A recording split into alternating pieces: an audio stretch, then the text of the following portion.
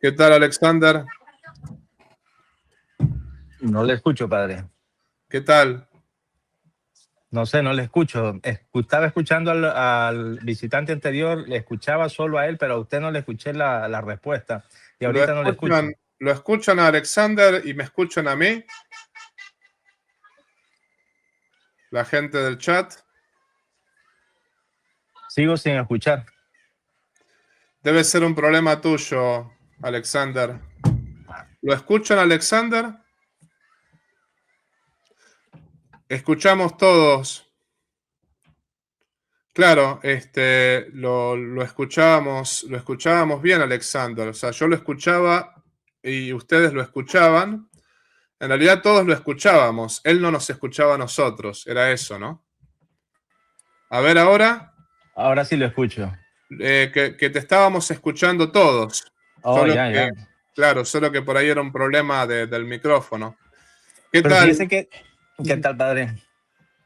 Bienvenido. Este, desde el domingo, porque el domingo estuve igual así que quise entrar y de repente cuando entraba el nuevo interlocutor o visitante, yo no lo escuchaba a usted, pero o a veces igual a los dos. Ok. Pero bueno, qué bueno pues tener de nuevo la consulta abierta. Sí. Padre, tengo una consultita.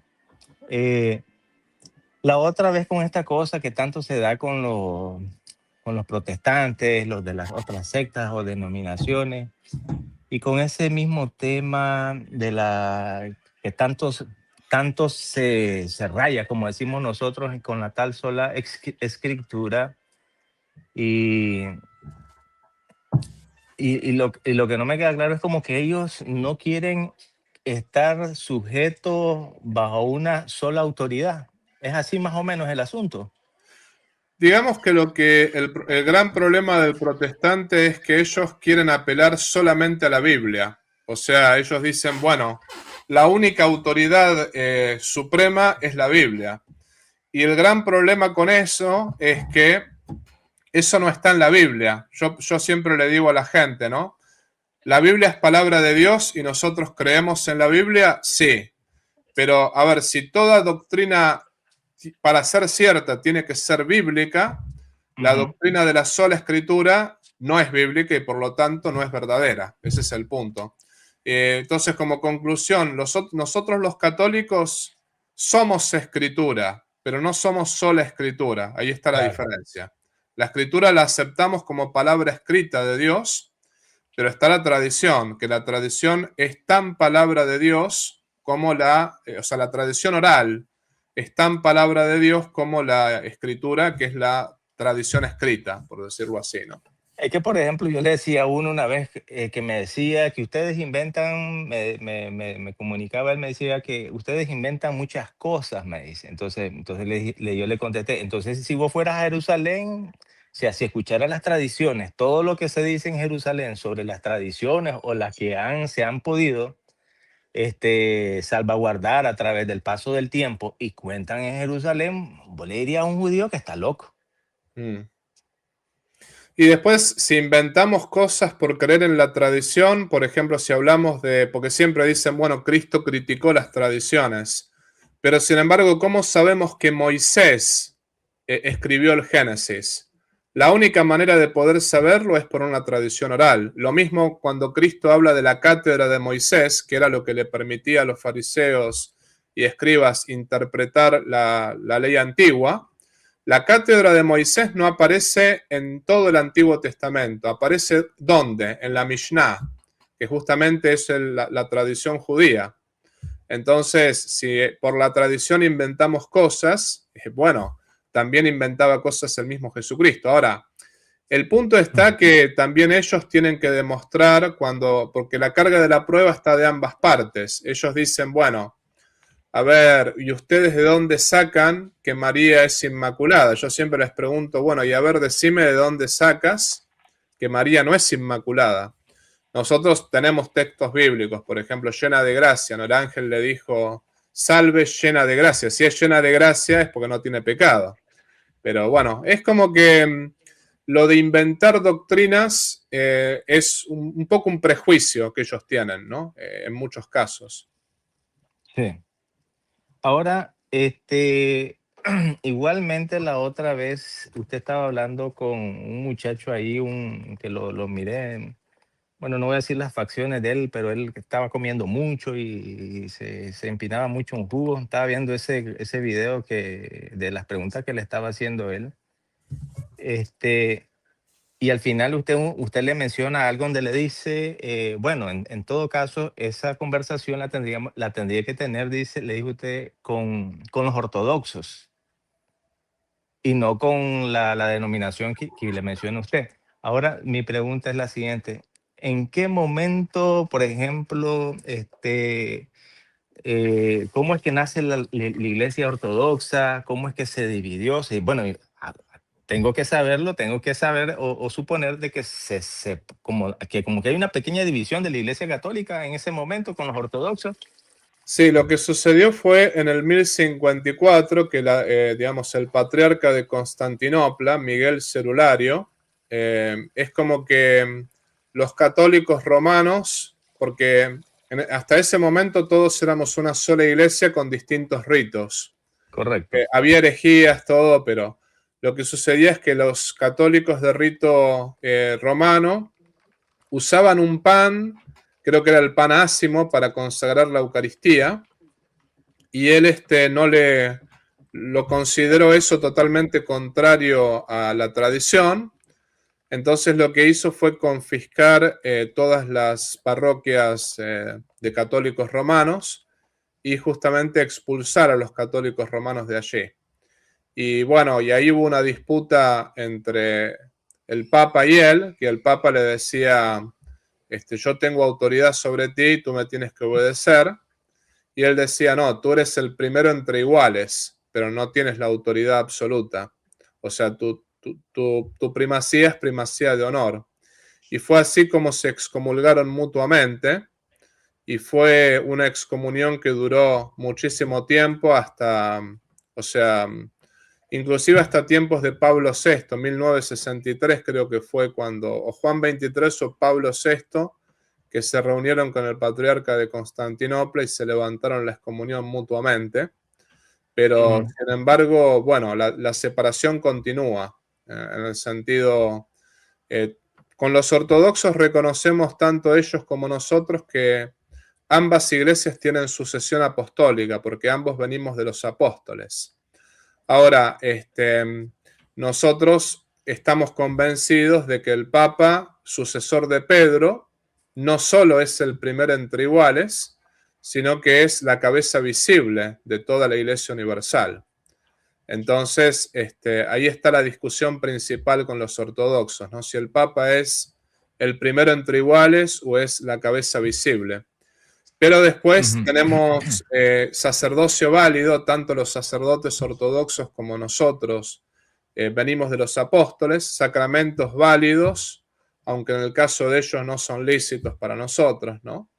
Pero por dar Ok. un ejemplo, si yo voy a Rusia, y bueno, yo soy sacerdote, puedo celebrar la misa por mi cuenta, pero un laico que va a Rusia y no tiene iglesias católicas cercanas, para poder cumplir digamos, el precepto puede asistir a una misa ortodoxa, si no hay iglesias católicas. ¿No? Lo mismo, si no hay sacerdotes ortodoxos, si no hay sacerdotes católicos para confesarse, uno podría confesarse con un sacerdote ortodoxo. A su Y queda vez, lícito. sí, cuando no hay sacerdote, o sea, si hay sacerdote católico, ya no. Pero si no hay sacerdotes católicos, uno puede acudir a los ortodoxos para la confesión y para los sacramentos. Yo, por ejemplo, en Italia, cuando estaba allí, he confesado ortodoxos que me lo han pedido voluntariamente. Y bueno, y eso es posible.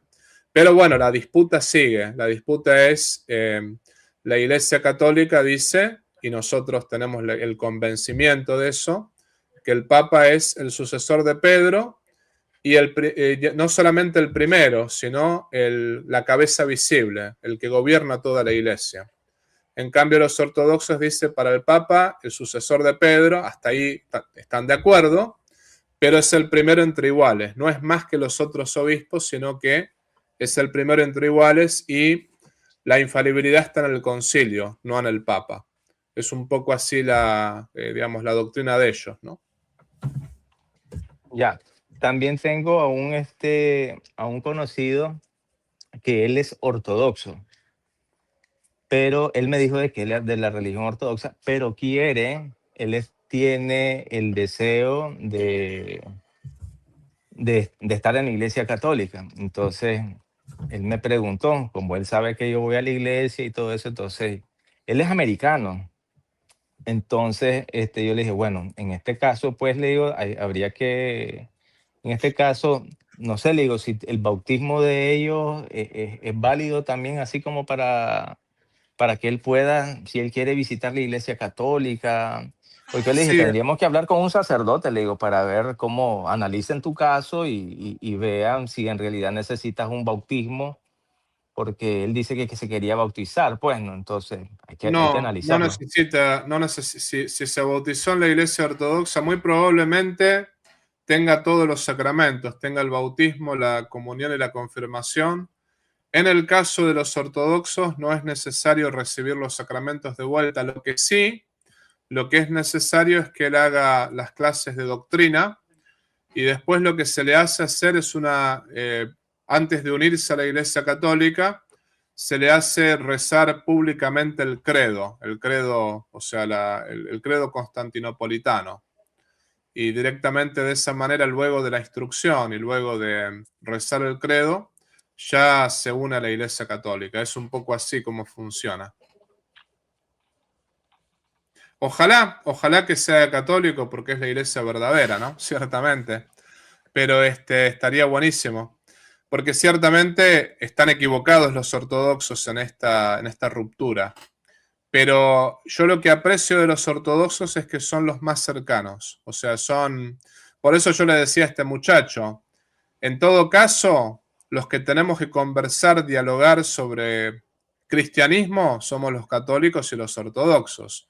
Ustedes sí son cristianos, pero son cristianos que han prácticamente podado la tradición por 1500 años. Entonces, ustedes tienen que demostrar sola escritura. Después las divisiones entre los ortodoxos y los católicos las resolvemos entre nosotros, pero es como que utilizar argumentos de los ortodoxos para atacar el catolicismo de parte de protestantes, eso es deshonesto. Yo siempre le digo, eso lo discuto con los ortodoxos, o sea, contigo tenemos que discutir otros temas, ¿no? Ahora otra pregunta, no sé cómo estamos en el tiempo. Estamos bien, 10 minutos quedan, ¿no? Ok, no, yo creo que fue este domingo pasado que estuvo la consulta de la muchacha que le estaba, bueno, seguramente usted tiene mejor memoria que yo en cuanto que estaban hablando sobre si debía o no debía pedirle perdón a un familiar.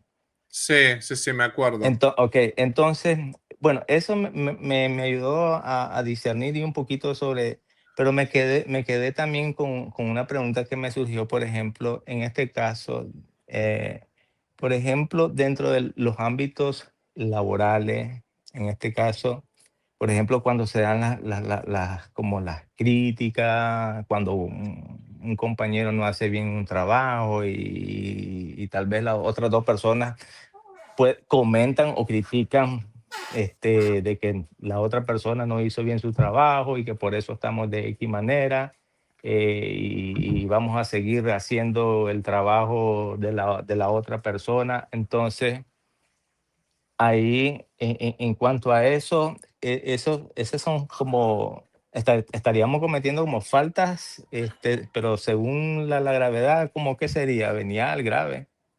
¿Sería no hacer el trabajo de la otra persona? Hacer el trabajo de la otra persona y hablar por eso, porque no lo hizo bien. Ajá. Bueno, uno puede hablar con un supervisor o con un superior. Lo que no habría que hacer es por ahí empezar a lo que sería a chismosear, ¿no? Al tema de chismosear entre los trabajadores.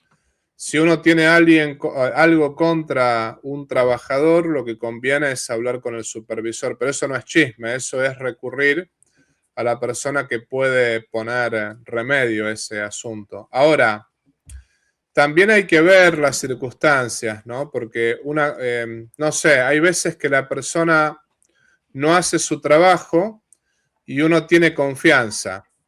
Y uno le dice con mucha confianza, porque es un amigo, qué sé yo, ¿no? Uno puede agarrar y decirle con mucha caridad, mira, conviene que hagas tu trabajo, ¿no? O por ahí uno tiene confianza y uno le puede decir, mira, es como que nos perjudicas a todos, ¿no? Esto no puede hacer una corrección fraterna, pero si no es posible hacer una corrección porque la otra persona no lo va a tomar bien, Se enoja. lo que conviene ahí es hablar con alguien que lo pueda corregir, con alguien que pueda, y eso no es chismosear. Por ejemplo, no sé, a veces los niños se portan mal y uno dice hablo con el papá o hablo con la mamá. Eso es correcto, porque esa es la manera de hablar con alguien que pueda corregir al niño. O lo mismo, a veces, no sé, uno prevé que el vicario parroquial de una parroquia no me va a escuchar, el sacerdote que es vicario no me va a escuchar. Bueno, uno habla con el párroco en algún caso, ¿no? O por ejemplo, este párroco no me va a escuchar, uno habla con el obispo, cuando son cosas graves, ¿no?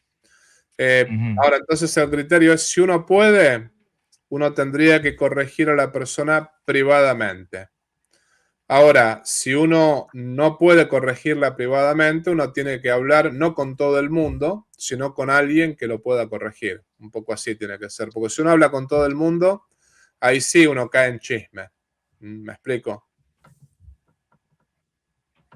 Ya. Y ese sería una falta grave. Depende.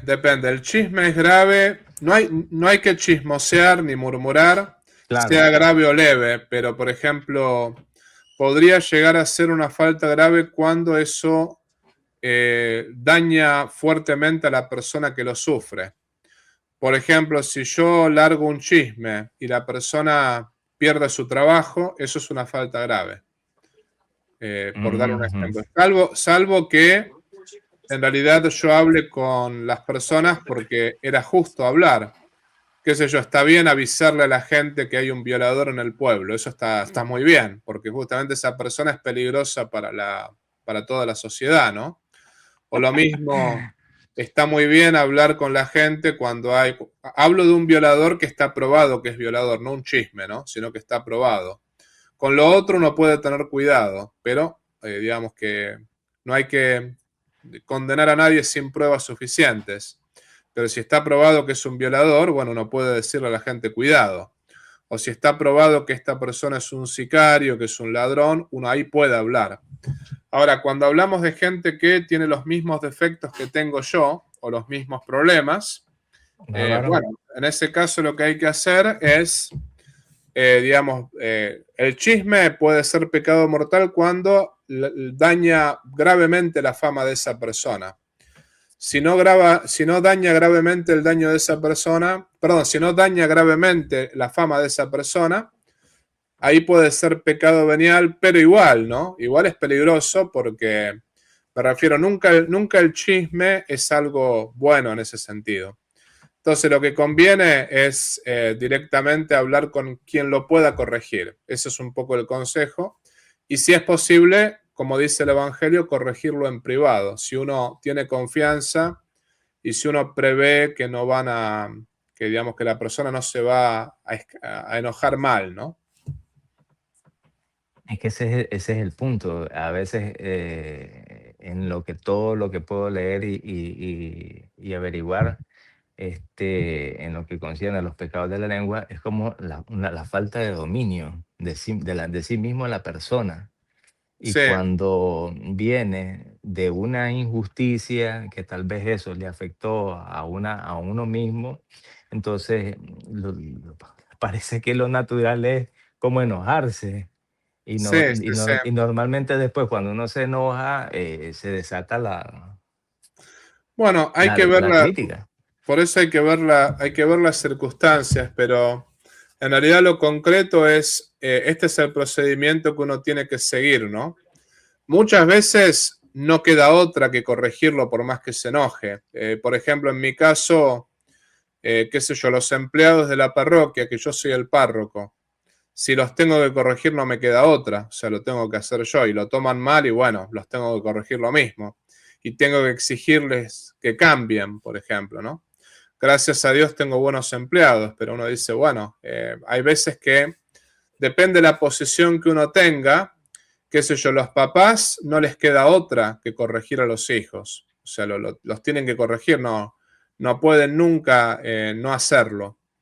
Entonces, bueno, depende mucho de las circunstancias, pero con el tema del chisme o de la murmuración, uno nunca se va a equivocar si habla de menos. En cambio, uno puede equivocarse si habla de más. Lo que siempre uno tiene que pensar es, bueno, antes de hablar, primero me aseguro de que no sea un chisme lo que yo escucho. Primero me aseguro que la persona sea culpable de lo cual lo acusan. Y una vez que es culpable, uno dice, bueno, ¿vale la pena corregirla por esto? ¿Vale la pena o se la podemos dejar pasar? Porque, qué sé yo, si la persona tiene un defecto menor, hay veces que uno se la puede dejar pasar. Ahora, si es algo que afecta a todo el mundo, que es dañino, bueno, ahí hay que corregirlo. Y hay que hacerlo directamente o a través de la persona, pero nunca hablar entre nosotros, ¿no? Bueno, y me da la bendición. ¿Cómo no? Te bendiga Dios Todopoderoso, que es Padre, Hijo y Espíritu Santo. Amén. Muchas bendiciones y acá cuando quieras, esta es tu casa. Gracias, Bendiciones. padre. Bueno. Si te gustó el video, por favor, ponle like, suscríbete a este canal, comparte este video y activa la campanita de la notificación. También, si deseas colaborar económicamente con este apostolado virtual, te invito a hacerlo por PayPal, también por un super chat, o puedes unirte al canal como miembro. En la descripción de este canal vas a ver el modo concreto cómo colaborar con este apostolado. Si no puedes colaborar económicamente, no te preocupes. Este apostolado es gratuito y todos los videos son gratuitos. Lo más importante es que compartas este video con las personas que estén a tu lado. La idea es llegar a todo el pueblo de Dios y la idea es poder predicar el Evangelio para mayor gloria de Dios y la salvación de las almas. Por otra parte, te quiero avisar que todo el dinero que se recaude con este apostolado virtual va a ser enviado para familias necesitadas y para mejorar esta misión en el sexto continente. Desde ya te agradezco por todo lo que puedas hacer por cada uno de nosotros. Y te pido también que reces por mí y yo rezo por ti. Viva Cristo Rey, viva la Virgen y viva el Patriarca San José.